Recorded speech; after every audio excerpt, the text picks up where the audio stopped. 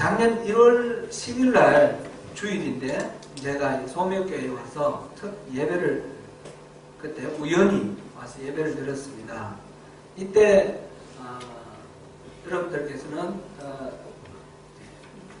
영상으로 예배를 드렸죠. 영상으로 예배를 드렸는데 이찬수 목사님 설교를 이렇게 같이 들었습니다. 제목이 마태복음 14장을 공부를 해서 두려움이라는 그런 제목으로 이렇게 설교를 하셨는데 저희들이 와서 예배하면서 말씀에도 많은 은혜를 받았고 또 예배하시는 우리 성도님들의 그 예배하는 모습에 많은 은혜를 받았습니다. 제가 선명교회에 오게 된 것도 하나님 그런 식으로 또 마음을 이끌어 주셨다 이런 생각도 듭니다. 그 내용은 다는 이렇게 할 수 없고 유튜브에 나와 있으니까 여러분들 생각나시면 다시 한번 들어보십시오. 참 유익이 되고 은혜로운 말씀이었습니다. 오병이어 사건이 있고 난 후 예수님께서 제자들을 재촉해서 갈릴리 호수를 건너가게 하셨습니다. 정물역에 호수로 나갔는데 이 제자들이 갈릴리 호수, 갈릴리 바다라고 그러죠. 이 바다로 갔는데 바다 한가운데서 큰 풍랑을 만났습니다. 그래서 밤새도록 그 풍랑과 씨름하다가 밤 4경은 새벽 3시에서 6시 사이니까 4시나 5시쯤 됐다 이렇게 보면 되겠습니다. 이제 밤이 다 지나고 새벽 붕할 때 그럴 때에 예수님께서 그 풍랑 가운데 배 가까이 가십니다. 그래서 제자들을 만나고 제자들은 처음에는 두려워서 유령인가 해서 두려워했는데 예수님께서 나니 두려워하지 말라 이렇게 말씀하시는 거기까지가 14장 22절까지인데 22절에서 27절까지인데 그 말씀을 본문을 해서 우리 인생에 맞닥뜨리는 두려움을 어떻게 해결할 것인가 그런 제목으로 그런 내용으로 말씀을 전해 주셨습니다. 그 다음 이찬수 목사님이 설교하신 내용 다음번에 이어지는 내용은 우리가 잘 아는 내용인데 베드로가 예수님이 유령인 줄 알았는데 예수님이 신 걸 보고 주여 만일 주님이시거든 나를 오라고 하십시오. 그렇게 말씀을 드립니다. 그랬더니 예수님이 그래 오라. 그랬더니 그 물 위로 걸어오시는 예수님을 향해서 베드로도 물 위를 향해서 걸어갑니다. 걸어가다가 바람을 보고 빠져들어갔다 이렇게 되는데 바람을 보고 그 풍랑 거친 풍랑을 보고 무서워서 하는 순간 이 베드로는 물속에 빠져들어갔습니다. 그럴 때 예수님께서 그 손을 잡아서 이렇게 건져주시고 배에 함께 올랐을 때 그 풍랑이 잠잠하게 되었다는 그런 이야기입니다. 우리 잘 아는 내용입니다. 베드로가 주를 보고 걸어갔을 때에 그 풍랑 위에 그 바다를 베드로도 걸어갔습니다. 그랬는데 바람을 보고 파도를 봤을 때 베드로는 빠져들어갔습니다. 주님을 보지 않고 바람을 보고 파도를 보면 우리는 이렇게 그 무리를 걷는 그 믿음이라도 빠져들어갑니다. 예수님께서 베드로를 보고 믿음이 작은 자여 이렇게 말씀을 하셨습니다. 오늘 우리가 함께 읽은 본문 이사야 55장 1절에서 9절 말씀으로 돌아가겠습니다. 이사야 선지자는 하나님께서 이 이스라엘 백성들에게 메시지를 뭔가 전하고 계시는데 그 말씀이 무엇입니까? 1절부터 한번 읽어보고 그 다음 계속해서 말씀드리겠습니다. 1절 같이 읽습니다. 시작. 오라 너희 모든 목마른 자들아 물러 나오라 못 없는 자로 오라 너희는 와서 사먹되 돈 없이 값 없이 와서 포도주와 젖을 사라.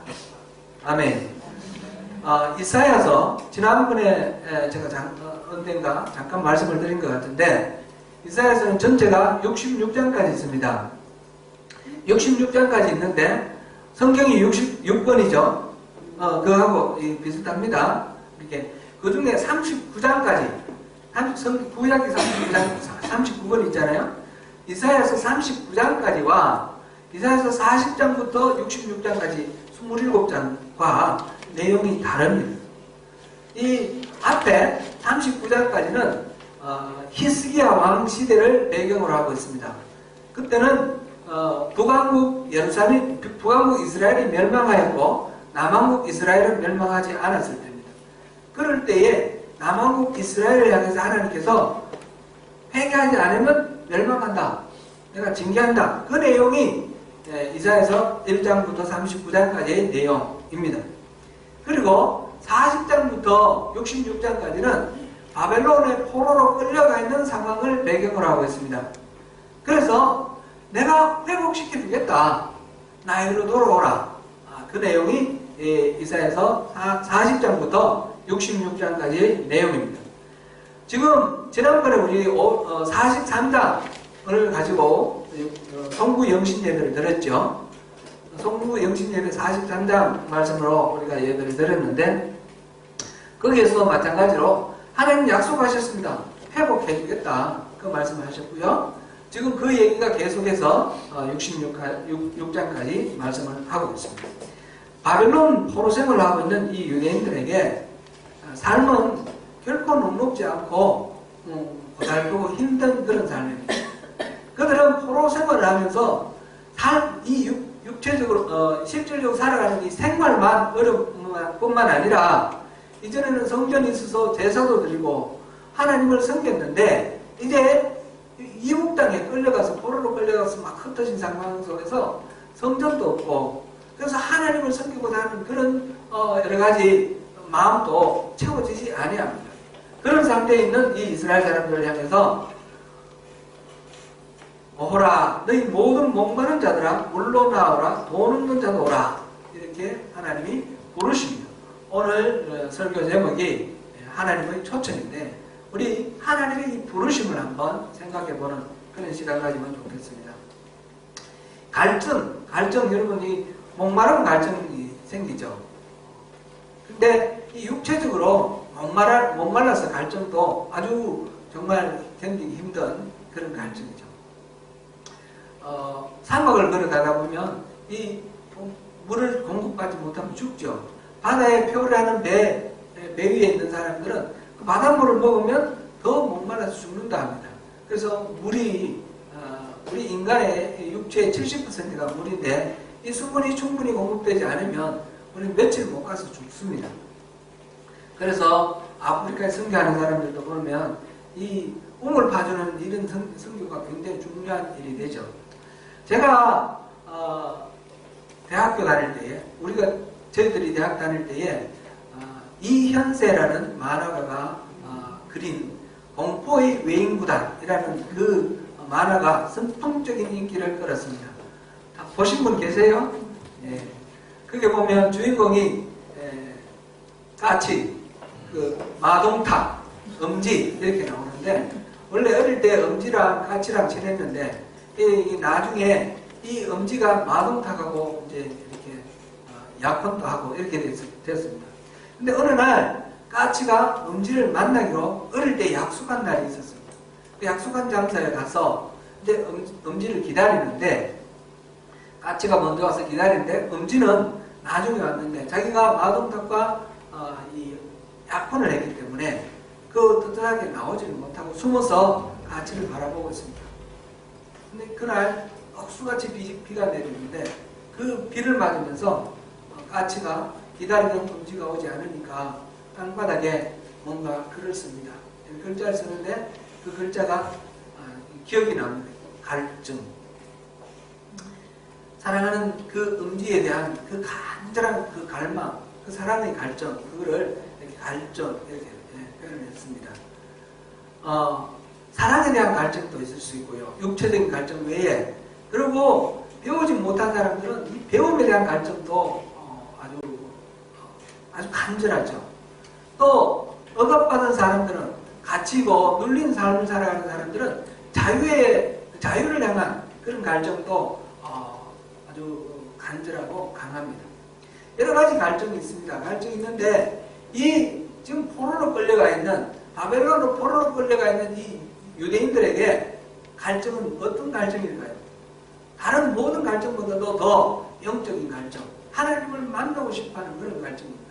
하나님을 향한 그 여호와시나 그걸 회복해서 하나님이 옛날에 베풀어 주셨던 그 은혜와 그 보호, 그 풍요하신 그 모든 선물들을 다시 회복하고 싶은 그런 간절한 마음, 하나님하고 관계를 회복하고 싶어하는 간절한 마음으로 갈증에 이렇게 목말라 하고 있습니다. 그럴 때에 하나님께서 주시는 말씀, 이 이사야 선지자를 통해서 주시는 말씀이 바로 이 말씀입니다. 너희 목마른 자들아 나오라. 돈 없는 자도 오라. 너희는 와서 사 먹되 돈 없이 값 없이 와서 포도주와 젖을 사라. 물만 주는 것이 아니라 포도주와 젖까지 주겠다라는 그런 말씀입니다. 포도주는 최고급의 음료수를 상징하고 젖은 이 밀크, 우유 또는 양유 이런 음식 중에 최고의 음식 그런 거를 얘기합니다. 단순히 맹물만 아니라 또 젖과 그리고 포도주까지 풍성하게 주시겠다 하는 하나님의 약속입니다. 값없이 돈 없이 그렇게 주겠다는 것입니다. 하나님께서는 이거를 우리에게 주시는 하나의 초청의 말씀으로 주십니다. 하나님을 향한 우리의 간절한 마음, 주님 앞에 나아가면 주님은 값없이 주신다는 것입니다. 이것이 구원이고 이것이 성화고 이것이 영화입니다. 하나님은 우리에게 베풀어 주시는 선물입니다. 하나님은 우리에게 주시는 이 구원은 절대로 우리가 어떤 공로로셔서 우리가 이렇게 우리의 기여하는 바가 있어서 그 구원이 이루어지는 것은 아닙니다. 전적으로 하나님이 은혜로 주시는 것입니다. 다만 그럴 때에 나오라는 것입니다. 주님이 강제로 잡아가지고 억지로 입을 열어서 물을 먹여주고 젖을 먹여주고 그 와인 포도주를 먹여주는 것이 아니라 나오라. 오는 자에게 그 대신 대가를 요구하지 않겠다. 값을 요구하지 않겠다. 이것입니다. 우리의 구원을 위해서 우리가 갖추어야 할 자격은 없습니다. 전적으로 하나님의 은혜를 베풀어 주셔서 하나님은 우리에게 초청해 주십니다. 에베소서 2장 8절에서는 이렇게 말씀하셨습니다. 너희는 그 은혜에 의하여 믿음으로 말미암아 구원을 받았으니 이것은 너희에게서 난 것이 아니요 하나님의 선물입니다. 일방적으로 하나님이 주시는 우리에게 주시는 선물입니다. 하나님이 우리에게 기대하시는 바, 하나님이 우리를 초청하시면서 요청하시는 단 한 가지는 나오라는 것입니다. 하나님 나오라고 초청하실 때 우리가 그 초청에 응하면 우리는 그 모든 것들을 다 누리게 됩니다. 예수님은 여러 가지 비유로 이 초청을 말씀하셨는데 특별히 잔치집의 비유로 말씀을 많이 하셨습니다. 잔치를 베풀어 놓고 손님을 초청하고 그 손님들이 안 올 때는 지나가는 사람까지 불러서 그 잔치를 이렇게 누릴 수 있도록 그렇게 하시는 분이 우리 예수님이 비유를 통해서 말씀하시는 우리 하나님 은혜입니다. 그러므로 우리는 이 하나님의 초청에 우리는 망설이지 말고 주님 앞으로 나아가야 합니다. 3절 보시겠습니다. 너희는 귀를 기울이고 내게로 나와 들으라. 그리하면 너희의 영혼이 살리라. 내가 너희를 위하여 영원한 언약을 맺으리니 곧 다윗에게 허락한 확실한 은혜니라. 나오라 초청하시면서 2절에서 쓸데없는 것, 양식 아닌 것을 위해서 값을 주지 말고 그 부질없는 것들을 위해서 은을 달아주고 배부르지 않는 것을 위해서 수고하고 그런 헛된 값을 지불하지 말라 그런 말씀을 하시면서 지금 3절에서 하시는 말씀은 나오라. 돌이켜서 나오면 너희 영혼이 살 것이고 내가 영원한 언약을 맺어줄 것이다. 그 언약은 바로 다윗에게 허락한 그 언약이다. 그런 말씀입니다. 우리를 초청하시는 하나님, 우리에게 약속하신 영원한 언약은 다윗에게 이미 허락하신 그 은혜라는 것입니다. 다윗에게 허락하신 은혜가 어떤 은혜가 있을까요? 우리 이제 역사적으로 다윗을 생각하면 이스라엘 왕국의 최고의 왕입니다. 지금 이스라엘이 그 국기가 뭘 그리고 있죠? 다윗의 별, 그죠? 이 이스라엘 사람들은 언제나 다윗을 최고로 생각합니다. 예수님을 뭐라고 불렀어요? 다윗의 자손이요. 이렇게 불렀습니다. 다윗 같은 사람이 돌아오면 그것이 바로 메시아가 오는 것이라고 생각하고 예수님이 와서 다윗처럼 옛 왕국을 회복하기를 그렇게 원해서 다윗의 자손이여 불렀습니다. 바로 그 다윗, 이스라엘 왕국의 최고의 왕. 그때는 주변에 있는 모든 나라들이 다 이스라엘에게 조공을 붙였습니다. 조공을 바쳤습니다. 그만큼 세계의 중심이 되었고 부유하고 풍요로운 그런 역사적 왕국 이스라엘을 우리가 볼 수 있습니다. 바로 그렇게 주님 앞으로 나오는 자들을 다윗에게 허락했던 그 은혜를 베풀어 주시겠다. 그 언약이 바로 영원한 언약이라는 것입니다. 4절 5절 읽어보겠습니다. 보라, 내가 그를 만민에게 정인으로 세우고 만민의 인도자와 명령자로 세웠다니. 보라, 내가 알지 못하는 나라를 내가 부를 것이며 너를 알지 못하는 나라가 내게로 달려올 것은 여호와 내 하나님 곧 이스라엘의 거룩하신 이로 말미암음이니라. 이는 그가 너를 평화롭게 하였느니라. 다윗 때에 온 세상이 복속하였던 그런 것처럼 다윗이 그렇게 만민의 인도자가 되고 명령자가 되고 만민에게 정인으로 이렇게 세워졌던 것처럼 바로 하나님께로 돌아오는 자를 온 세상의 통치자로 삼겠다는 것입니다. 여호와 하나님 이스라엘의 거룩하신 이가 바로 우리를 영화롭게 한다 하시는 그런 말씀입니다. 지난 송구 영신 예배 때 우리 이사야서 43장 18절부터 21절 보았는데 두 가지 제목이었습니다. 하나는 이전 일은 기억하지 말라. 또 하나는 뭐였죠? 보라, 내가 새 일을 행하리라. 이전 일을 기억하지 말라라는 의미는 무엇이었습니까?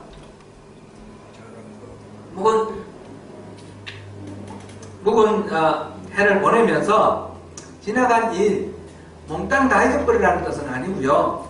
지나간 일 중에서 자기중심적인 그런 일들은 다 잊어버리라는 겁니다. 그 중에서 자기가 무슨 공을 세워서 자랑스러운 일, 그것도 잊어버리라. 그런 거고, 자기가 뭘 잘못해서 부끄러운 일, 그것도 다 잊어버리라. 우리 지나간 상처 다 잊어버리라. 그런 말씀입니다. 내가 중심되는, 내가 관심이 되는, 관심의 중심이 되는 그런 모든 것들은 다 잊어버리라. 그런데 이 잊어버리라는 말을 하시면서 하나님이 동시에 계속해서 강조를 하셨어요. 잊지 말라고 강조를 하셨어요. 잊어버리라 하시면서 잊지 말라고 말씀하셨어요. 뭘 잊지 말라 하셨습니까? 하나님의 은혜, 그동안에 베풀어 주신 하나님의 은혜를 잊지 말라고 하셨습니다. 그러면서 그 이집트에서 나올 때에 그 홍해 앞에서 베풀어 주신 하나님의 은혜를 기억하라. 광야에서 베풀어 주신 은혜를 기억하라.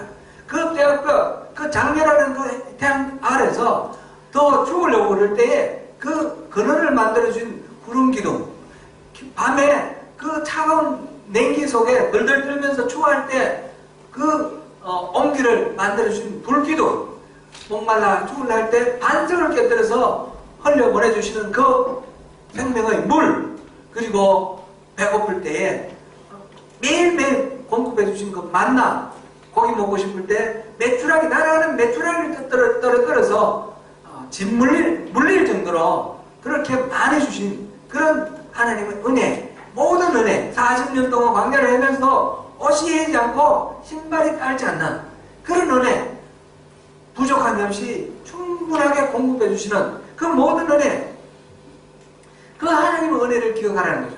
그 하나님의 은혜를 기억하면 그동안에 있었던 아픔과 슬픔과 고통과 어려움과 자랑거리 다 아무것도 아니고 하나님의 은혜만 기억난다는 것이죠. 이 하나님의 은혜만 기억할 때에 그럴 때 하나님이 일하시는 보라 새 일을 행하리라. 하나님이 하시는 새로운 일, 그 영광스러운 그 일을 우리가 누릴 수 있게 된다는 것입니다. 이사야서에서 지금 약속하시는 모든 그 하나님의 약속들은 우리가 과거, 옛적 것을 잊어버릴 때에 우리가 누릴 수 있는 그런 은혜입니다. 기억하라와 기억하지 말라는 이렇게 밀접한 관계를 갖습니다. 자기중심적인 그런 모든 기억들은 잊어버리고 하나님 중심적인 것, 하나님 은혜, 그거를 기억하는 것, 이것이 확실한 우리 신앙의 중심 이동이죠. 우리가 끊임없이 우리 참된 신앙이 뭐냐 말씀드렸는데 그 참된 신앙이 바로 우리 것을 잊어버리고 하나님 것으로 채우는 것이 그게 참된 신앙입니다. 지나간 일이 우리 앞길을 가로막는 그런 족쇄가 되지 않도록, 우리 지나간 상처가 끊임없이 우리를 뒤에서 끌어당기는 그런 얼마가 되지 않도록 우리 지나간 것들은 해결하고 잊어버려야 됩니다. 하나님은 은혜만 기억해야 됩니다. 우리 소명교회 여러 가지 그동안에 어려움이 많았기 때문에 특별히 주님께서 우리에게 요청하시는 것이 이전 일은 잊어버리라는 것입니다. 그리고 새로운 것, 새로운 일을 하나님 베푸신 그 은혜를 우리가 누려야 되는데, 그 일을 위해서는 하나님의 은혜만 기억해야 한다는 것입니다. 우리가 하나님께로 돌아갈 때 하나님이 우리에게 주실 영원한 언약은 다윗에게 허락한 확실한 언약입니다. 다윗이 누렸던 그 언약, 그 은혜, 온 세상의 통치자가 되는 것입니다. 다윗이 만국의 리더였듯이 우리는 세상을 지배하는, 우리는 만국의 리더가 될 것이라는 것입니다. 베드로가 바람을 보지 않고 주님을 보았을 때 물리를 걸었습니다. 바람과 파도, 세상은 이렇게 일렁거리는 바람과 파도와 같은 그런 곳입니다. 이 세상을 바라보지 않고, 바람과 파도를 바라보지 않고 주님만 바라볼 때 우리는 무리를 걷는 베드로처럼 그렇게 사람들이 상상할 수 없는 그런 일도 할 수 있는 그런 능력의 일꾼들이 될 수 있습니다. 그러나 우리가 하나님 바라보지 않고 시선을 돌려서 파도치는 그 물결을 바라보고 바람을 바라보는 순간, 세상을 바라보는 순간 우리를 에워싸서 끊임없이 우리를 넘어뜨리게 하는 여러 가지 문제들을 바라보는 순간 우리는 넘어지고 맙니다. 문제를 보지 말고 주님을 보는 것을 하나님이 우리에게 요청하고 계십니다. 그렇게 하면 우리는 환경에 지배되지 않고 환경을 다스리는 그런 능력 있는 그리스도인이 될 것입니다. 이렇게 하나님께서 지금 우리가 바로 그런 다윗과 같은 그런 세상의 통치자가 될 것이다 했는데, 이 약속은 실제로 이루어졌습니다. 예수님이 오시고 난 후에 실제로 이루어졌습니다. 진정으로 예수님을 우리가 영접하고 진정으로 우리가 그리스도인이 되면 우리는 세상의 다스림을 받는 그런 사람이 아니라 세상을 다스리는 사람이 됩니다. 베드로전서 2장 9절에서 제사장, 왕같은 제사장이라고 그렇게 표현을 했는데, 우리는 왕같은 제사장, 이때 왕같은 제사장이라는 말은 왕인 동시에 제사장이라는 뜻입니다. 우리는 바로 이 세상의 왕이다, 이렇게 주님이 말씀하셨습니다. 뿐만 아닙니다. 로마서 5장 17절 우리 같이 한번 찾아보겠습니다. 얘는 PPT 만들지 않았습니다. 로마서 5장 18절 우리 성경을 찾아보겠습니다. 5장 17절입니다. 로마서 5장 17절 같이 소리내서 읽습니다. 한 사람의 범죄로 말미암아 사망이 그 한 사람을 통하여 왕 노릇하였은즉 더욱 은혜와 의의 선물을 넘치게 받는 자들은 한 분 예수 그리스도를 통하여 생명 안에서 왕 노릇하리로다. 참된 그리스도인은 바로 그리스도 안에서 생명의 왕 노릇을 하게 되는 것입니다. 그리스도를 통하여 생명 안에서 이 세상을 다스리는 왕이 되는 것입니다. 우리가 세상의 왕입니다. 앞에서 이제 이찬섭 목사님 작년 신년 예배에 잠깐 언급을 했는데, 거기에서 이제 두려움을 이기는 방법 해가지고 3가지가 나오거든요. 3가지가 나오는데,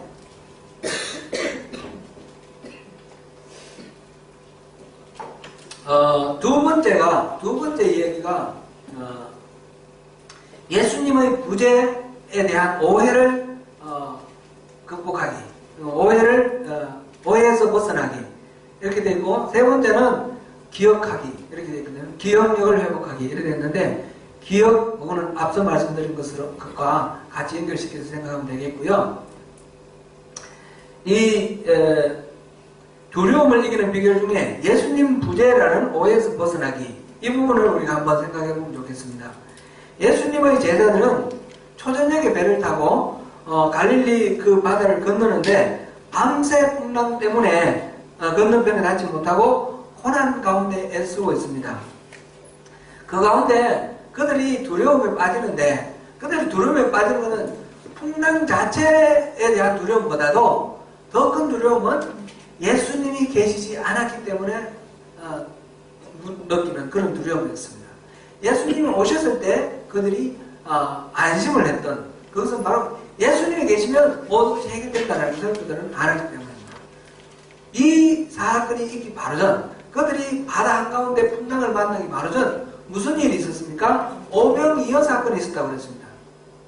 떡 5덩이와 물고기 2마리로 5,000명이 먹었습니다. 그것도 장정만 5,000명이라고 그랬으니까 어린아이와 여인들을 포함하면 노인들, 여인들 다 포함하면 아마 2만 명 정도는 될 겁니다. 떡 5덩이와 물고기 2마리로 이런 일이 일어날 수 있습니까? 이거는 있을 수 없는 일입니다.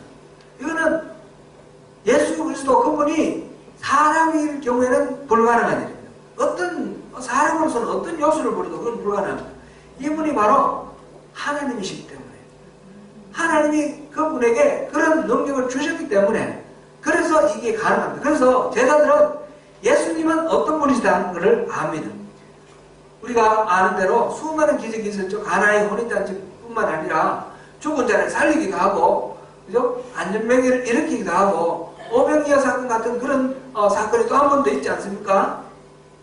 떡덩이 7 물고기 2마리로 4,000명이 먹은 그런 사건도 있었습니다.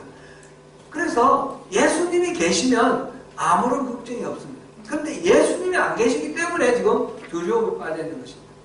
예수님이 안 계시는 것, 이것은 우리를 힘들게 하는 그런 요인이 됩니다.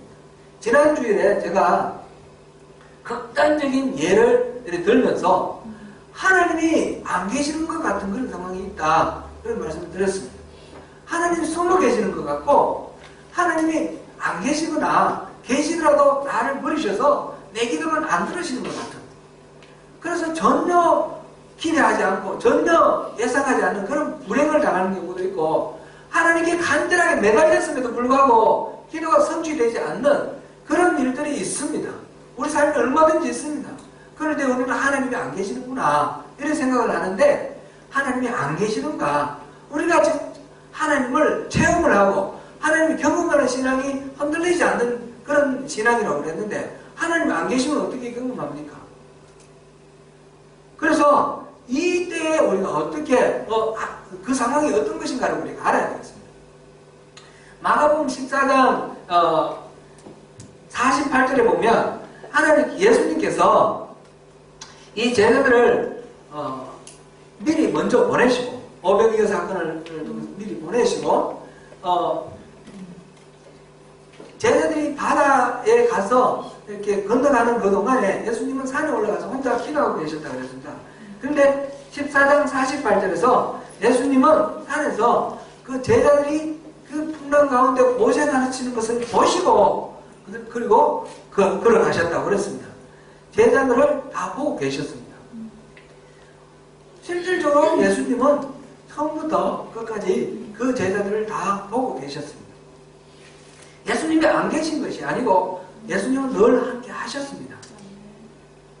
그 풍랑을 그러면 왜 그렇게 허용하셨느냐, 이 문제는 또 예수님께서 이들에게 더 선을 허락하기 위해서, 선한 은혜를 허락하기 위해서 허락하신 것입니다. 우리에게 고난이 있을 때마다 항상 이거를 우리가 기억해야 됩니다. 이 고난을 통과할 때에 주님이 주시는 유익이 있다. 전지하시고 전능하시고 선하신 하나님께서 우리에게 고난을 주신 것은 우리를 망하게 하려고 하시는 것이 아니라 이 고난을 통해서 우리에게 주실 유익이 있기 때문이라는 것입니다. 그 제자들이 그렇게 애쓰면서 밤 사경까지 보냈습니다. 그 제자들은 누굽니까? 대부분은 갈릴리 호수에서 고기 잡고 살아가는 베테랑 어부들입니다.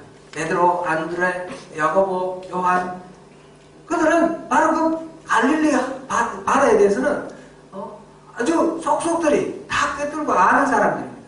그 하루 이틀 그 어부 생활하는 건 아닌데, 그들은 그 바다를 건너가면서 풍랑을 처음 맞았을 때는 전혀 요동하지 않았고 두려워하지 않았을 것입니다. 그러나 자기들이 겪어보지 못한 그런 풍랑, 아무리 애를 써도 그걸 이길 수 없다는 그런 그걸 깨달았을 때에, 그럴 때에 주님이 안 계시다는 것 때문에 주님을 찾고 주님을 구했을 것입니다. 그럴 때 예수님께서 그들에게 나갔습니다. 예수님은 그 모든 과정을 보셨고 예수님은 또 기도하고 계셨습니다. 우리가 곤란하고 어려운 상황 속에 있을 때에 안 계시는 것이 아니라, 우리 주님이 안 계시는 것이 아니라 그 모든 상황에 주님께서 보시고 기도하고 계신다는 사실을 우리가 기억해야 되겠습니다. 예수님의 부재는 오해입니다.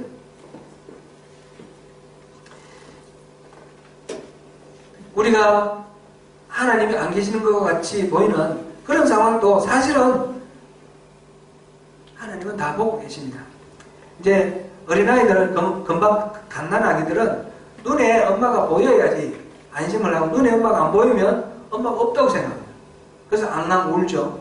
근데 조금 크면 눈에는 안 보이지만 부엌에서 뭐 우유 타고 있으면 딸그락딸그락 소리 나면 엄마가 계신다는 걸 알고 안심을 하고 있고요. 그러나 엄마가 어디 외출해 버린다든지 이러면 엄마가 없어서 또 불안 가운데, 엄마가 없으면 너무너무 무서우니까 두려워서 울게 되죠. 이렇게 아이들이 자라면서 엄마가 없다는 것에 대해서 점점 인식을 다르게 하죠. 생각을 다르게 합니다. 어릴 때는, 아주 어릴 때는 눈에 보여야만 되고, 조금 더 크면 소리가 들린다든지 뭐 어떤 약속을 했다든지 그래야 되지만, 어른이 되고 나면 엄마가 안 보이더라도 엄마는 알아서 무슨 일을 하시겠거니 어디 계시겠거니 당연히 알고 있는 것. 그렇게 우리가 엄마의 존재에 대해서 생각을 이렇게 다르게 넓혀 나갑니다. 하나님에 대해서도 마찬가지입니다. 하나님이, 우리가 신앙이 어릴 때는 하나님이 뭔가 일을 보여주시고 뭐 체험을 구체적으로 해주셔야지, 겪게 해주셔야지 하나님에 대해서 인식하게 되고 하나님 알게 되지만, 하나님은 항상 계시는 것입니다. 우리 눈에 안 보이신다고 안 계시는 것이 아니라 언제나 계시다는 것을 우리가 믿음이 자라갈수록 그 신앙이 점점 자라가면서 성장해 나갑니다. 이것은 작은 일에 순종하고 작은 일을 경험하면서 하나님을 믿어가는, 하나님을 신뢰해 나가는 그 순종의 축적의 결과가 바로 큰 일 속에서 하나님을 신뢰할 수 있는 그런 믿음이 되는 것입니다. 우리 6절, 7절 보시겠습니다. 너희는 여호와를 만날 만한 때에 찾으라. 가까이 계실 때에 그를 부르라. 악인은 그의 길을, 불의한 자는 그의 생각을 버리고 여호와께로 돌아오라. 그리하면 그가 긍휼히 여기시리니 우리 하나님께 돌아오라. 그가 너그럽게 용서하시리라. 하나님께로 나아가는 것은 하나님을 찾는 길입니다. 돌아오라, 하나님께 나오라 그랬는데 그것은 하나님 찾으라 이렇게 표현되어 있습니다. 하나님께로 돌아가는 것은 우리 인생의 길과 생각을 바꾸는 것입니다. 악인은 그의 길을, 불의한 자는 그의 생각을 버리고 여호와께로 돌아오라 그랬습니다. 그 때는 언제입니까? 계실 때, 가까이 계실 때, 바로 지금을 말합니다. 지금 여호와를 찾으라. 지금 여호와를 찾으라는 말은 무엇입니까? 내가 이때까지 걸어오던 그 길을 버리라는 것이고, 내가 이때까지 생각해오던 그 모든 생각을 버리라는 것입니다. 그래서 내 생각 대신에 주님의 생각으로 채우고 주님의 길로 걸어가라 라는 말씀입니다. 8절 9절 계속해서 읽습니다. 이는 내 생각이 너희 생각과 다르며 내 길은 너희 길과 다름이니라. 여호와의 말씀이니라. 이는 하늘이 땅보다 높음 같이 내 길은 너희 길보다 높으며 내 생각은 너희 생각보다 높음이니라. 하나님의 생각과 우리의 생각은 차원이 다릅니다. 사람은 하나님의 생각을 다 알 수가 없습니다. 그러니까 우리가 하나님을 다 이해해야 따르는 것이 아닙니다. 다 이해할 수 없더라도 하나님을 신뢰하고 따라 나가는 것이 믿음입니다. 그래서 하나님을 따를 때에는 하나님은 나보다 차원이 다르다. 우리가 살고 있는 차원, 이 차원하고 전혀 다른, 이 우주, 무변광대한 우주 전부 다를 만드신 분, 시간을 창조하시고 공간을 창조하신 분, 그분이 하나님이신데 그분이 나의 주인이 되신다. 그분이 나에게 생각을 심어주실 때 나의 길과 나의 생각을 우리가 고집할 이유가 없습니다. 그래서 여호와를 찾으라는 말은 내 생각을 버리라는 말하고 같습니다. 우리 나의 관점으로 세상을 보지 않고 하나님의 관점으로 세상을 보라 이 말하고 같습니다. 우리가 하나님을 찾는 것은 바로 하나님의 관점을 찾는 것입니다. 하나님 뜻을 묻는 것이고 하나님의 생각을 묻는 것입니다. 여러분, 하나님 뜻을 알기를 원하시죠? 하나님께로 나아가기를 우리 모두가 소망하고 간절하게 우리의 신앙생활이 더 풍요롭고 더 능력 있는 그런 신앙생활이 되기를 원합니다. 이럴 때 우리가 또 한 가지 확인해야 될 것이 있습니다. 하나님 뜻을 구할 때 우리가 제가 처음 여러분들을 만나뵀을 때 전했던 그 설교, 하나님의 음성을 듣거든 절대로 우리 마음을 강팍하게 하지 마라. 우리 마음을 완고하게 하지 말라 그랬어요. 우리의 마음을 붙들고 있는 한 우리는 절대로 하나님의 음성 들을 수 없습니다. 우리를 자기를 부인하고 십자가를 지고 주님을 따라야 합니다. 예레미야서 41장, 42장은 이스라엘의 비극적인 역사 중 한 부분을 기록하고 있습니다. 예루살렘 성은 이미 함락했습니다. 이스라엘 일부 지도자들은 전쟁 중에 살아남은 백성들을 모아서 애굽으로 탈출을 시도합니다. 그러면서 그들이 피난 중에 하나님의 얼굴을 찾기를 원하면서 이 예레미야에게 부탁을 합니다. 예레미야에게 하나님의 뜻을 물어보자 이렇게 부탁을 합니다. 예레미야서 42장 1절부터 6절까지 우리 한번 보시겠습니다. 이에 모든 군대의 기관과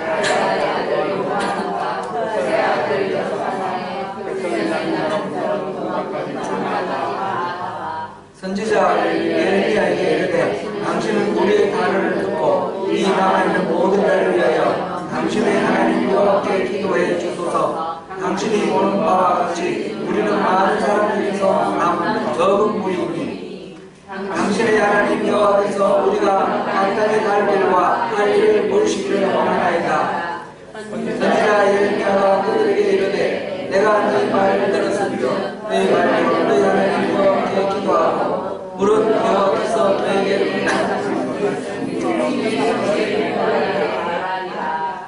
그들이 예레미야에게 이르되 우리가 하나님 여호와께서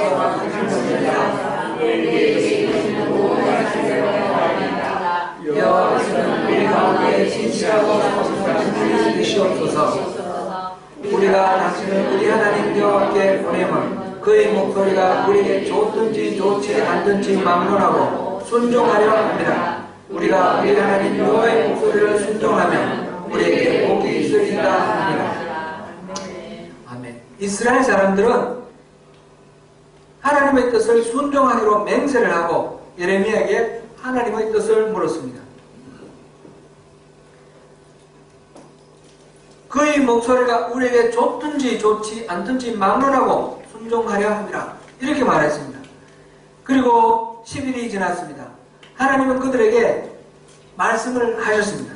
예레미야서 42장 10절 말씀입니다. 너희가 이 땅에 눌러앉아 산다면 내가 너희를 세우고 끌지 아니하며 너희를 심고 뽑지 아니하리니 이는 내가 너희에게 내린 재난에 대하여 뜻을 돌이킴이라.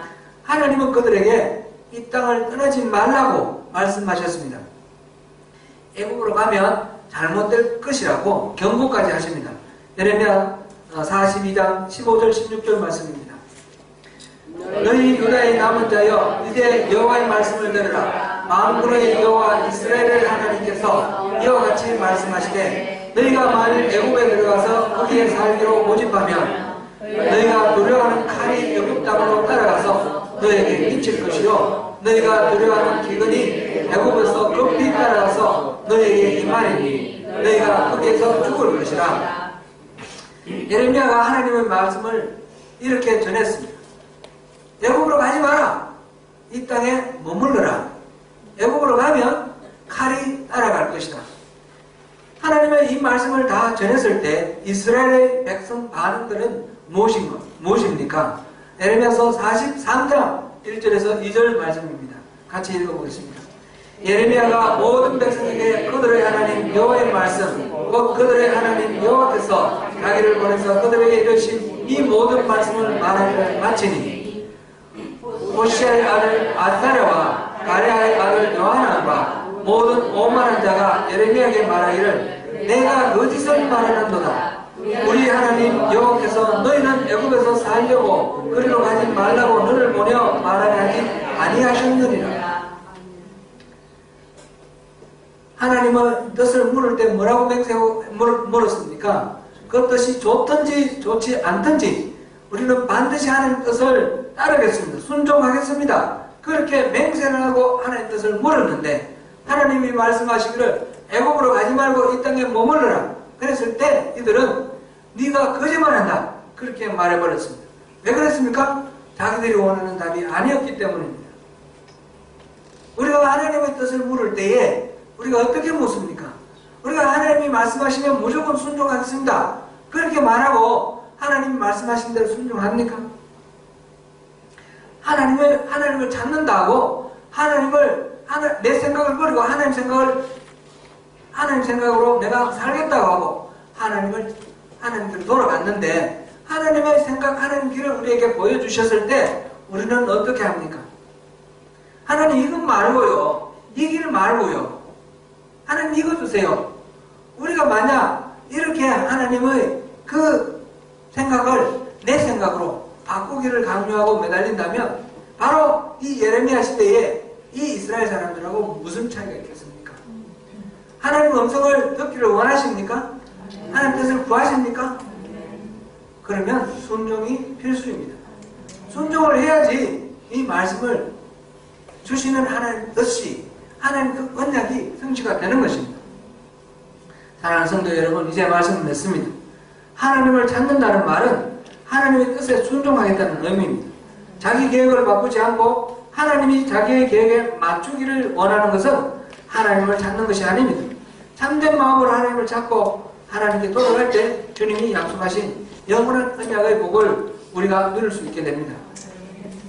우리 내용을 한 번 더 간추려 보겠습니다. 첫 번째, 우리 하나님을 경험하는 신앙을 하기 위해서는 하나님께로 돌아가야 됩니다. 하나님께 돌아가는 것은 하나님께서 여호와께 나오라. 그러면 다윗에게 허락했던 그 은혜, 영원한 언약을 맺어주겠다. 그렇게 말씀하셨습니다. 여호와 하나님께로 우리가 나아가는 것이 첫 번째입니다. 두 번째로는 그 때가 언젠가 바로 지금입니다. 가까이 계실 때. 예레미야 시대에는 이스라엘이 회개를 해도 이스라엘은 멸망하게 됐습니다. 때를 놓쳤습니다. 그와 마찬가지로 우리가 때가 있습니다. 하나님을 찾을 만한 때가 있습니다. 지금 하나님을 찾아야 됩니다. 하나님을 찾는다는 말은 무슨 말입니까? 내 생각과 길을 버리는 것입니다. 하나님 생각과 길로 바꾸는 것입니다. 바로 지금 내 생각과 길을 버리고 하나님의 생각과 길로 채우는 것. 하나님의 관점으로 내 생각을 바꾸는 것이 우리가 하나님 앞에 나아가는 그 길입니다. 세 번째로는 하나님이 말씀하실 때에 순종함으로 나가는 것입니다. 하나님 말씀하실 때 내 기대하는 바, 내가 원하는 바 그거하고 상관없이 내가 좋든 내가 싫든 이스라엘 사람들이 맹세했던 그거 그대로 우리가 신앙생활을 해야 되는 것입니다. 내가 좋든 싫든 하나님 말씀하십시오. 내가 순종하겠습니다. 순종하는 신앙으로 주님 앞에 나아가야 합니다. 이렇게 나아갈 때에 하나님이 약속하셨던 그 다윗의 은혜, 그 영원한 언약, 그 언약을 우리가 누리게 됩니다. 그 복을 다 누리시는 저와 여러분이 되시기를 축원합니다.